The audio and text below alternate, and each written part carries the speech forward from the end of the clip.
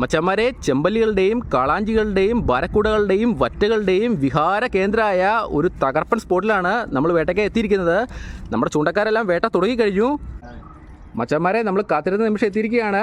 കണമ്പുകൾ വെട്ടിപ്പിടിക്കാനുള്ള പരിപാടിയാണ് സഹിച്ചേട്ടൻ. ഇത്ര നേരം നമ്മൾ കാത്തിരുന്നത് കണമ്പുകൾ പൊലപ്പായിട്ട് കയറി വരാൻ വേണ്ടിയിട്ടായിരുന്നു. ഇപ്പോൾ അതായിട്ടുണ്ട്. കൂട്ടായിട്ട് തന്നെ കണമ്പുകൾ നമ്മുടെ ബെയ്റ്റിനെ അപ്രോച്ച് ചെയ്യുന്നുണ്ട്. ഏത് സമയത്ത് വേണമെങ്കിലും സഹിച്ചേട്ടൻ്റെ ചൂണ്ടയിൽ ഒരു കണമ്പ് ഇവിടുന്ന് ഇപ്പോൾ കുടുങ്ങാം. കറക്റ്റ് കണമ്പുകൾ നിൽക്കുന്നതിൻ്റെ അടുത്ത് തന്നെയാണ് സഹിച്ചേട്ടൻ ബെയ്റ്റ് ഇട്ടിരിക്കുന്നത്. മൈദയാണ് നമ്മൾ ബെയ്റ്റായിട്ട് ത്രിബ്ലൂക്കിൻ്റെ മുകളിലായിട്ടൊരു ചെറിയ ഹുക്ക് കൂടെ സെറ്റ് ചെയ്തിട്ട് അതിനകത്ത് നമ്മൾ വെച്ചിരിക്കുന്നത്. മൈദയുടെ സ്മെല്ല് കിട്ടി കഴിഞ്ഞിട്ടുണ്ടെങ്കിൽ കണമ്പുകൾ പിന്നെ പരിസരം വിട്ട് പോകത്തില്ല. ഏത് സമയത്ത് വേണമെങ്കിലും അടി പൊട്ടാം.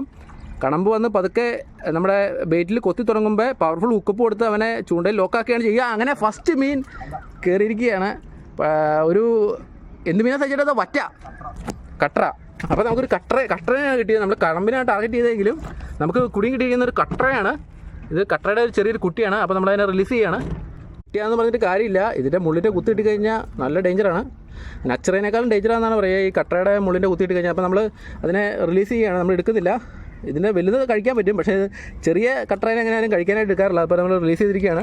അപ്പോൾ സൈച്ചേട്ടൻ അടുത്ത കണമ്പിനെ തന്നെ ടാർഗറ്റ് ചെയ്ത് അടുത്ത ബെയ്റ്റ് ഇടാനുള്ള പരിപാടിയാണ്.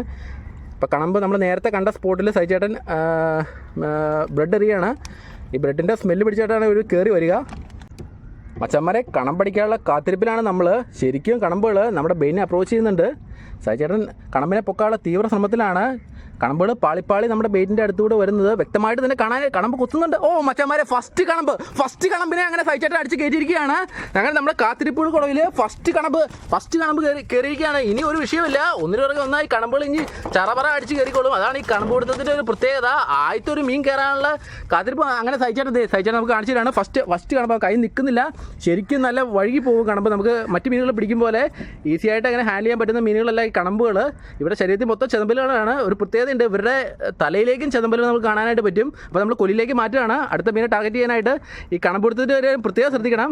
മീനടിച്ച് കയറി കഴിഞ്ഞിട്ടുണ്ടെങ്കിൽ അധികം വെയിറ്റ് ചെയ്യരുത്. നമ്മൾ താമസിച്ചിട്ടുണ്ടെങ്കിൽ അവിടുന്ന് മീൻ ബെയ്റ്റ് വീഴാൻ താമസിച്ചിട്ടുണ്ടെങ്കിൽ മീൻ അവിടെ നിന്ന് തടി തപ്പും. അതിന് മുമ്പ് തന്നെ അടുത്ത ബെയ്റ്റ് അവിടെ വീണോളാം.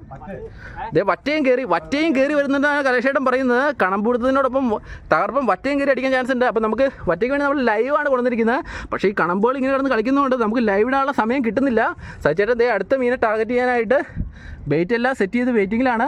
ഇപ്പോൾ ഒരു കണമ്പ് കയറി അതേ സ്പോട്ടിൽ തന്നെയാണ് സച്ചേട്ടൻ വീണ്ടും ബെയ്റ്റ് ഇറക്കിയിരിക്കുന്നത്. നല്ല തിരുത കണമ്പുകളാണ് ഇവിടെ നിന്ന് കളിച്ചുകൊണ്ടിരിക്കുന്നത്. നമ്മളിപ്പോൾ കിട്ടിയത് ഒരു മീഡിയം സൈസിലുള്ള കണമ്പാണ്. നമ്മുടെ ലക്ഷ്യം ഒരു 1/2 കിലോ വലുപ്പമുള്ള തിരുത കണമ്പ് തന്നെയാണ്. അവരൊരു 3-4 വരുന്ന ഗ്രൂപ്പുകളായിട്ടാണ് ഇവിടെ നിന്ന് കളിച്ചുകൊണ്ടിരിക്കുന്നത്. ഓ, ജസ്റ്റ് മിസ്സാണ്. കണമ്പ് പോവില്ല. സൈച്ചേട്ടൻ ഇവിടെ നിന്ന് നിർദ്ദേശങ്ങൾ കൊടുത്തുകൊണ്ടിരിക്കുന്ന കലേഷേട്ടന് കണമ്പ് വരുന്ന ജസ്റ്റ് കലേഷേട്ടന് ഇപ്പോൾ ഹുക്ക് പോയിട്ട് ജസ്റ്റ് അടുത്ത് തന്നെ കണമ്പുണ്ടായിരുന്നു. എന്തായാലും അടുത്ത മീൻ ഇപ്പം തന്നെ കയറുന്നുള്ള കാര്യം ഉറപ്പാണ്.